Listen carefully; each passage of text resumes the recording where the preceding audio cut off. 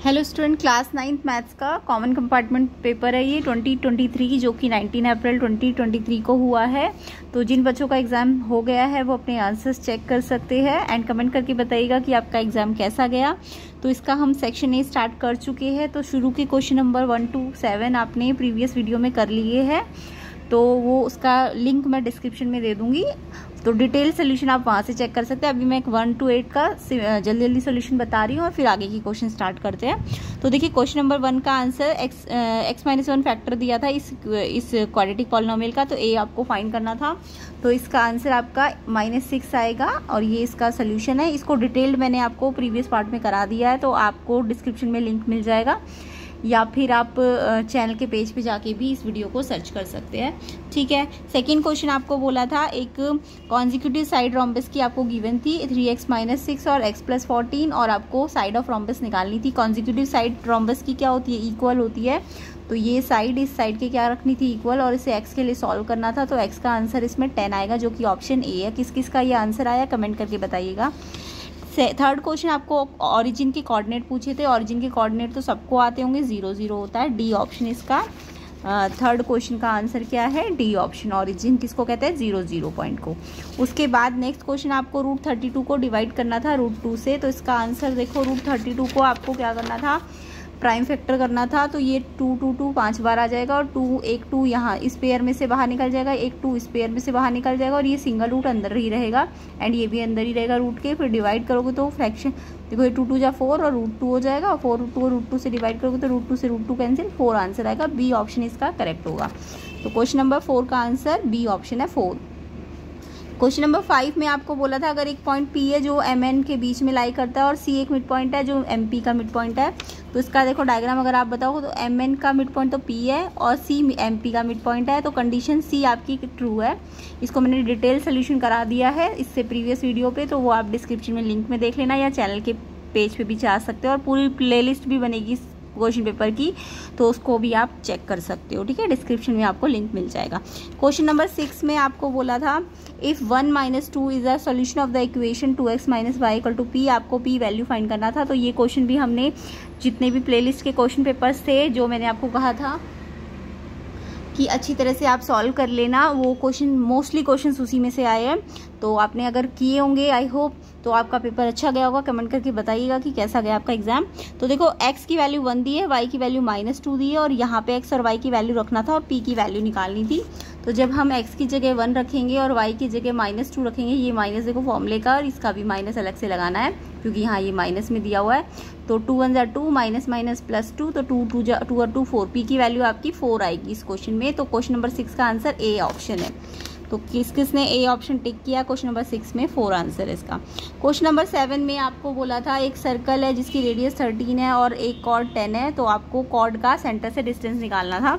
तो यानी कि ए बी आपको एक कॉर्ड दी थी और एक ये सेंटर दिया हुआ है सर्कल का O, और इस O से आपको इस कॉर्ड पे डिस्टेंस निकालना था, यानी ये वाला डिस्टेंस। मान लो ये OM डिस्टेंस है और डिस्टेंस है तो ये परपेंडिकुलर होता है, ये तो सबको पता है ना। तो OM आपको निकालना है क्वेश्चन में और आपको रेडियस दी हुई है। रेडियस क्या होती है, सेंटर से लेके सर्कल का यहाँ तक का डिस्टेंस। तो कॉर्ड के साथ इस सेंटर के पॉइंट कैसे जोड़ दोगे तो ये रेडियस आ जाएगी। रेडियस 13 है। अब आपको पता है जो परपेंडिकुलर डिस्टेंस है वो कॉर्ड को 2 इक्वल पार्ट्स में डिवाइड करती है। तो AM BM के इक्वल हो जाएगा या फिर पूरी AB का हाफ हो जाएगा। AB आपको 10 गिवन थी तो 10 का हाफ करोगे AM आ जाएगा 5 और AO आपको 13 दी है। पाइथागोरस लगाओगे तो OM निकल जाएगा। पाइथागोरस लगानी तो सबको आती है, नहीं तो डिटेल सोल्यूशन आप देख लेना। तो ये जो डिस्टेंस आएगा वो 12 सेंटीमीटर आएगा। ठीक है, तो ऐसे करके हमने पाइथागोरस से सॉल्व किया है। तो उसका आंसर डी ऑप्शन करेक्ट है। क्वेश्चन नंबर 8 देख लेते हैं। In the given figure ABDC के इक्वल है, एंगल ABD CBD के इक्वल है। कौन सा कॉन्ग्रुएंसी रूल है जिससे ये ट्राइंगल कॉन्ग्रुएंट हो रहा है। तो इसमें आपको डायग्राम में ये एक क्या दिया हुआ था, ABDC के इक्वल, ABDC के इक्वल दिया हुआ है एंड साथ में आपको एंगल ABD, ये वाला एंगल 1 और ये एंगल 2 इक्वल दिए हुए हैं। ठीक है, तो ये दोनों तो आपको दिया हुआ है। आप तीसरी चीज देखो, इस ट्राइंगल और इस ट्राइंगल में तीसरी चीज क्या हो सकती है, BD, दोनों में है ना BD कॉमन है, तो यानी ये ट्राइंगल कॉन्ग्रुएंट है। अब आप सोचो कि 2 साइडें ली और एक एंगल लिया, जब 2 साइड्स और एक एंगल लिया हो तो कौन सा क्राइटेरिया लगता है, साइड एंगल साइड। तो साइड एंगल साइड क्राइटेरिया लगेगा। तो इसका आंसर आपका ए ऑप्शन करेक्ट है। किस किस ने टिक किया ये बताइएगा। क्वेश्चन नंबर 9 आपको गिवन है, if the volume of the sphere numerically equal है सरफेस एरिया, रेडियस आपको निकालनी थी स्फीयर की। तो यहाँ पे आपको कंडीशन क्या दी है, वॉल्यूम ऑफ स्फीयर किसके इक्वल है, surface area of sphere. Sphere का वॉल्यूम का फॉर्मूला सबको आता होगा 4/3 पाई आर क्यूब होता है, और सरफेस एरिया स्फीयर का 4 पाई आर स्क्वायर होता है। 4 से 4, पाई से पाई कैंसिल हो जाएगा, यहाँ आर क्यूब है, यहाँ आर स्क्वायर, इस आर स्क्वायर को नीचे ले आओ, यहाँ से ये ऊपर है तो यहाँ नीचे आ जाएगा, और उसके बाद ये जो 3 नीचे है वो यहाँ चला जाएगा, ऊपर क्रॉस मल्टीप्लाई हो जाएगा ना, 3 तो ऊपर और आर स्क्वायर नीचे आ जाएगा। तो आर क्यूब से आर स्क्वायर कटेगा तो सिंगल आर बचेगा, तो आर की वैल्यू रेडियस कितनी आ जाएगी 3। किस किस का ये आया है बताइएगा, आर रेडियस यहाँ पे 3 आएगी, जो कि आपका ऑप्शन नंबर बी करेक्ट है। ठीक है, क्वेश्चन नंबर 10 आपको मैंने इंपॉर्टेंट क्वेश्चन में लास्ट क्लास में कराया था, क्लास मार्क पूछा है। क्लास मार्क मैंने बहुत बार बताया हुआ है, ये लोअर लिमिट है और ये अपर लिमिट है। क्लास मार्क का फॉर्मूला होता है लोअर और अपर को ऐड करो, 2 से डिवाइड करो। तो लोअर लिमिट 100 है, अपर लिमिट 110 है, इसको 2 प्लस करना और 2 से डिवाइड करना। प्लस करोगे तो 210 और 2 से डिवाइड करोगे तो 105। तो 105 आपका कौन सा ऑप्शन में है, डी ऑप्शन इसका करेक्ट है। नेक्स्ट क्वेश्चन, रिफ्लेक्स एंगल निकालना था 120 डिग्री का। तो रिफ्लेक्स एंगल कैसे निकलता है, 360 में से उस एंगल को माइनस कर दिया करो तो उसका रिफ्लेक्स निकल जाता है। तो 360 में से 120 का रिफ्लेक्स बोला है ना, तो 120 माइनस कर दो तो 240 इसका आंसर है। 240 बी ऑप्शन इसका करेक्ट है। Next question number 12, in right triangle ABC, A B B C के इक्वल है, एंगल ए मेजर करना है। तो आपको राइट एंगल ट्राइंगल बोला है।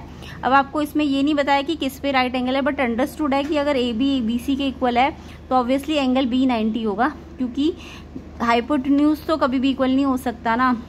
तो अगर ए बी बी सी के इक्वल है तो यहाँ पे ए बी कॉमन आया है ना, तो बी एंगल 90 होगा, क्योंकि बी के अपोजिट ही क्या होता है, हाइपोटेन्यूज होता है, और हाइपोटेन्यूज कभी इक्वल नहीं होता।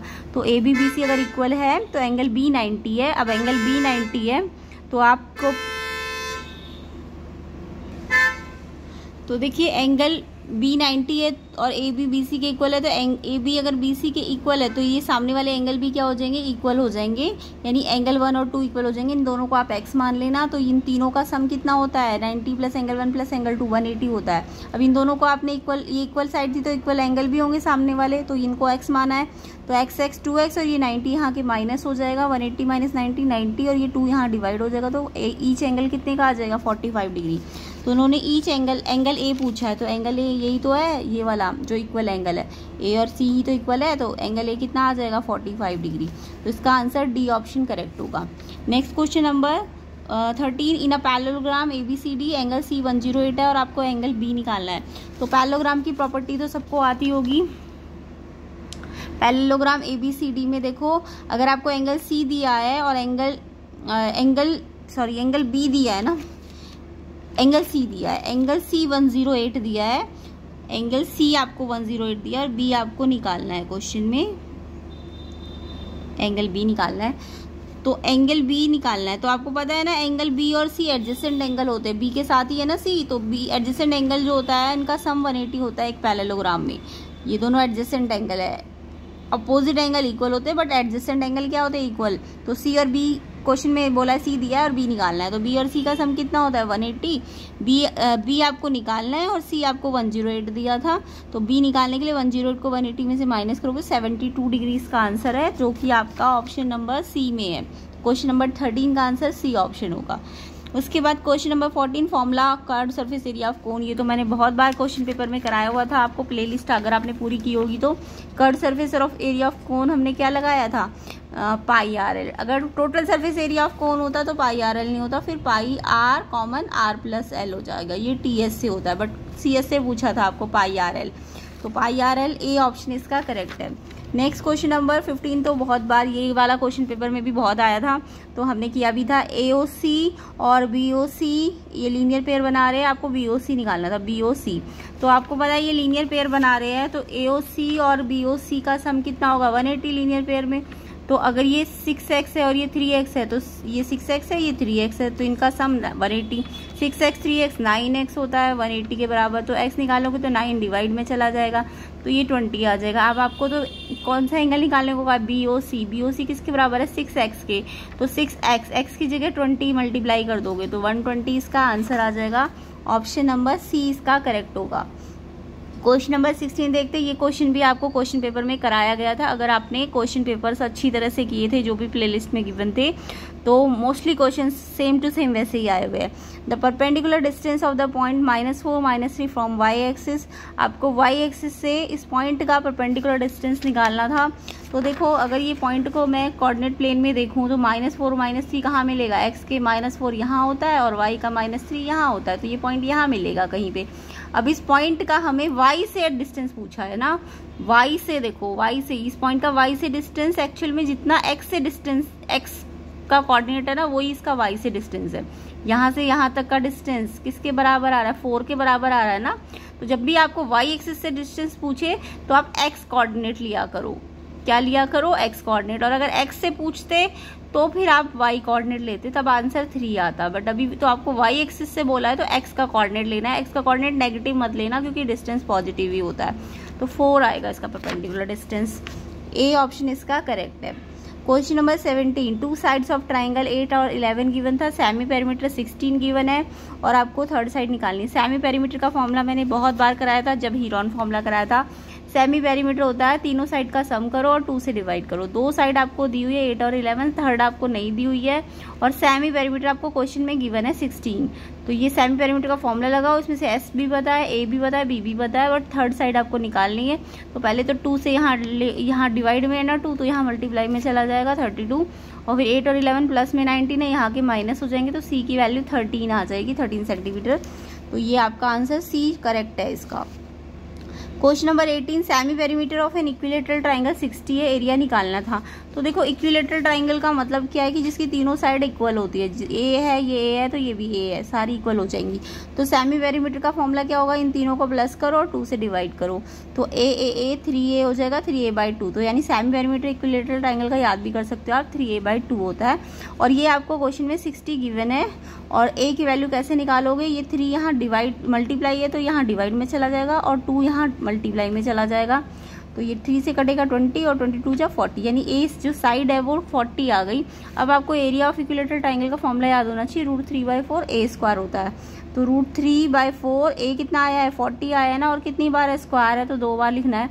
4 से ये कट जाएगा, 4 10 जा 10 को 40 से मल्टीप्लाई करो 400, साथ में √3, तो 400 √3 सेंटीमीटर स्क्वायर इसका एरिया आ जाएगा। बी ऑप्शन इसका करेक्ट होगा।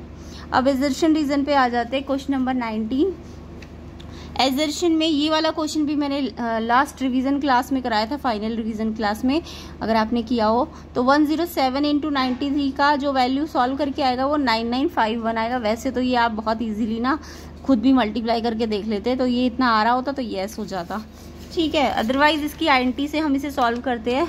वैसे सॉल्व करना नहीं था, जस्ट आपको आंसर पूछा था। तो 107 × 93, 107 को हम लिख सकते हैं 100 + 7, 93 को हम लिख सकते हैं 100 - 7। आइडेंटिटी बनेगी a + b, a - b की, जो कि होती है a² - b²। a क्या है? 100 एंड b क्या है? 7। 100 पे स्क्वायर लग जाएगा एंड b पे स्क्वायर यानी 7 पे स्क्वायर। 100 का स्क्वायर यानी 100 को 2 बार 100 से मल्टीप्लाई करना है, तो 100 × 100 4 0 आ जाएगी। 7 7 जा 49, इसमें से इसको माइनस करेंगे तो 9951। यही तो इन्होंने भी बोला कि इसका वैल्यू 9951 आएगा। यस, एजर्शन आपका करेक्ट है। उसके बाद reason a + b, a - b, a² - b² होता है, ये भी आपका करेक्ट है। अभी मैंने बताया आपको, रीजन भी करेक्ट है। और एक्चुअल में एजर्शन का जो आंसर है वो हमने इसी वैल्यू फॉर्मूले को लगा के तो निकाला है। तो यानी कि एजर्शन ठीक भी है, रीजन भी ठीक है, और रीजन एक्चुअल में एक्सप्लेनेशन भी दे रहा है एजर्शन का। तो जब रीजन इसका आंसर निकाल के दे कि ये कैसे आया है, तो आपका आंसर ए होता है, ऑप्शन ए। तो एजर्शन और रीजन दोनों ट्रू है, बट रीजन करेक्ट एक्सप्लेनेशन भी दे रहा है, तो ए ऑप्शन इसका करेक्ट है। क्वेश्चन नंबर 19 का एजर्शन रीजन जो है ए ऑप्शन है। क्वेश्चन नंबर 20 में देखते हैं, ये भी एजर्शन रीजन आया था। x 2 दिया है, y 2 दिया है, पूछा है क्या ये इस इक्वेशन का सोल्यूशन है। ये क्वेश्चन भी मैंने क्वेश्चन पेपर में कराया हुआ था। तो इसमें आपको क्या करना है, ये जो x और y की वैल्यू इस इक्वेशन में रखनी है लेफ्ट हैंड साइड में। तो जब आप इस इक्वेशन x की 2 और y की 2 वैल्यू को लेफ्ट हैंड साइड में रखेंगे, x की जगह 2 एज इट इज, ये x की जगह 2 एंड y की जगह भी 2, और सॉल्व करो 2 2 जा 4 -2 2 आ जाएगा। और ये इसके इक्वल ही आ रहा है ना, तो अगर ये इसके इक्वल आ रहा है तो यानी left hand side right hand side के इक्वल आ रही है, यानी कि ये जो वैल्यूज है ये इसका सोल्यूशन है। अगर ये इक्वल आ रही है तो यानी ये वैल्यूज इसका सोल्यूशन है। तो यानी कि ये करेक्ट बोल रहा है कि x equal to y equal to solution है, तो ये एजर्शन आपका करेक्ट है, एजर्शन आपका करेक्ट है, ठीक है। और रीजन बोल रहा है कि every value of x and y satisfy equation, x और y की जो भी वैल्यू है अगर वो इस इक्वेशन को सेटिस्फाई कर दे, मतलब इसकी लेफ्ट हैंड साइड में रखो और राइट हैंड साइड के इक्वल आ जाए, तो यानी कि वो सेटिस्फाई कर रहा होगा, तभी वो उसका क्या होता है, सोल्यूशन होता है ना। Yes, every value of x and y satisfy the equation, मतलब x और y की वैल्यू अगर इक्वेशन को सेटिस्फाई कर रही हो तो वो उसका सोल्यूशन होता है। यस, अगर वैसे तो every value x and y की अगर सेटिस्फाई कर रही हो तो वो सोल्यूशन होता है। तो रीजन भी एक्चुअल में करेक्ट ही कहना चाह रहा है और इसी को एक्सप्लेन भी कर रहा है कि x और y की जो वैल्यू है ना, ये वाली दोनों जो आई है, ये इस इक्वेशन को सेटिस्फाई कर रही है, इसके लेफ्ट हैंड साइड को राइट हैंड साइड के इक्वल कर रही है। तो एजर्शन भी ठीक है, रीजन भी ठीक है और एक्सप्लेनेशन भी ठीक है, तो इसका आंसर भी ए ऑप्शन ही था, ऑप्शन नंबर ए, ठीक है। अब इसका सेक्शन बी हम नेक्स्ट पार्ट में करेंगे, डिटेल सोल्यूशन होगा सेक्शन बी का। वो हाँ, वीडियो लंबी हो गई है इसलिए मैं सेक्शन बी में डालूंगी और एक पूरी वीडियो प्लेलिस्ट आपको इस क्वेश्चन पेपर की मिल जाएगी, तो आप उसको क्वेश्चन पेपर की पूरी प्लेलिस्ट को भी चेक कर लेना। वो तो मतलब जब तक सारे पार्ट बन जाएंगे तब तक आपको प्लेलिस्ट भी मिल जाएगी, तो डिस्क्रिप्शन में आपको प्लेलिस्ट भी मिल जाएगी पूरे क्वेश्चन पेपर के आंसर की। तो वीडियो को शेयर ज़रूर कीजिए अपने फ्रेंड्स के बीच में एंड कमेंट करके बताइए एग्जाम कैसा गया, कितने अभी तक आपके ठीक है आंसर्स। और हाँ, चैनल को अगर सब्सक्राइब नहीं किया है तो चैनल को सब्सक्राइब कर लेना और वीडियो को शेयर भी करना, लाइक भी करना। सेक्शन सी का सोल्यूशन, डिटेल सोल्यूशन हम नेक्स्ट पार्ट में करेंगे, तो नेक्स्ट पार्ट का आप वेट भी कीजिए एंड डिस्क्रिप्शन में लिंक में आप उसकी प्लेलिस्ट को भी चेक कर सकते हैं।